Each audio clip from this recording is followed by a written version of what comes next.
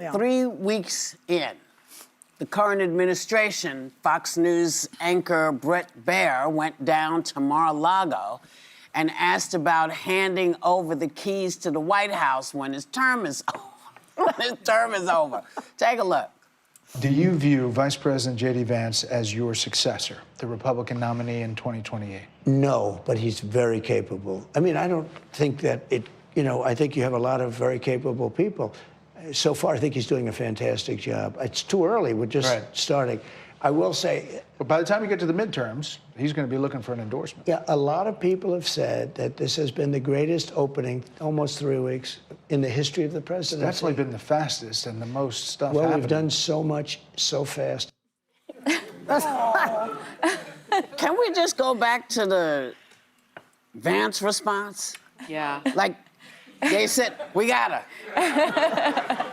He said, are you going to endorse him? And he just flat out said, He did. Who, Vance said that? No, that's the just Trump. president. He didn't even stop and think about it, really. Right. And then he follows up and he's like, so back to me. But I think he's got that free market idea of competition works. I think the reason he won't say he would endorse J.D. Vance is just like when he was announcing J.D. Vance, he wanted everyone working for him. He wanted all the Republicans that were willing to bend the knee to go out and speak and to stump for him. And so I think what he's doing is, we'll see who comes out first. It might be my vice president, it might not be. I think he's doing something a little bit more diabolical, if I'm being honest.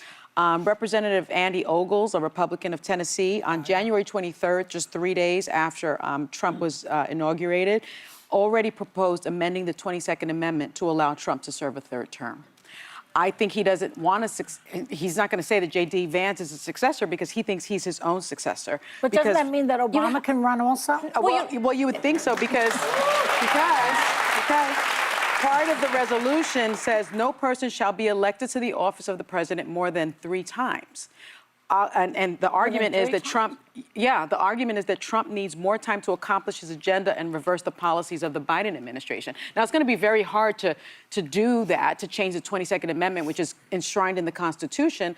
But there are a couple of ways that he could try to get there. He could just try to stay in office, right? But I wouldn't get distracted by that. He told the New York Times, Trump has told advisors that it is just one of his myriad of diversions to grab attention and aggravate Democrats. So it might be the flood the zone thing of we're looking over here while he's over here. Think of the ERA, though, like amending the Constitution is very, very hard. It's not like passing legislation. But this answer wasn't surprising me to me for 2 reasons. Trump needs unfailing loyalty. He knows that if J.D. Vance comes up with like a Mike Pence moment where he's weighing, is the Constitution more important to uphold or is being loyal to Donald Trump?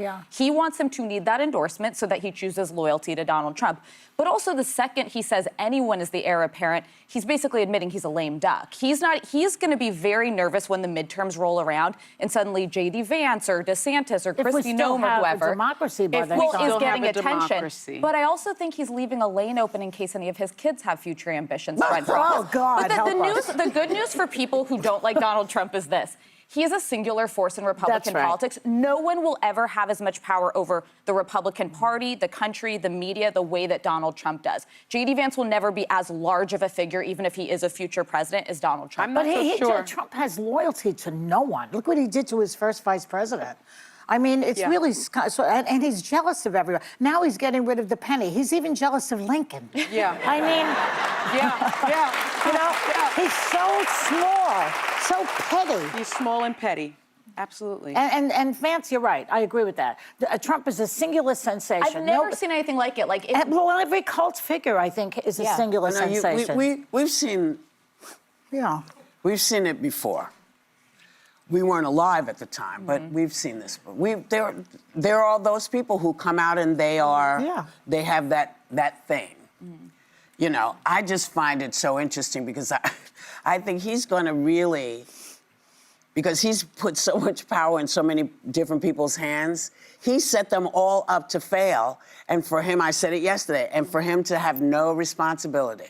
So when they say, hey, that guy Elon Musk did this, he said, I don't know, had nothing to do with me. Like when he said, I never heard of Project 2025. Never heard of it. Never saw the book. Don't know what you're talking about. Well, he also lied about this 2025 thing that he's doing. The Project 2025? Yeah, the Project 2025. A lot of what he's doing was in there. He just said I know, I'm sorry. You know, I'm still a little sick. tired. I'm a little doing it a tired. week. Yeah, I thought I heard it somewhere.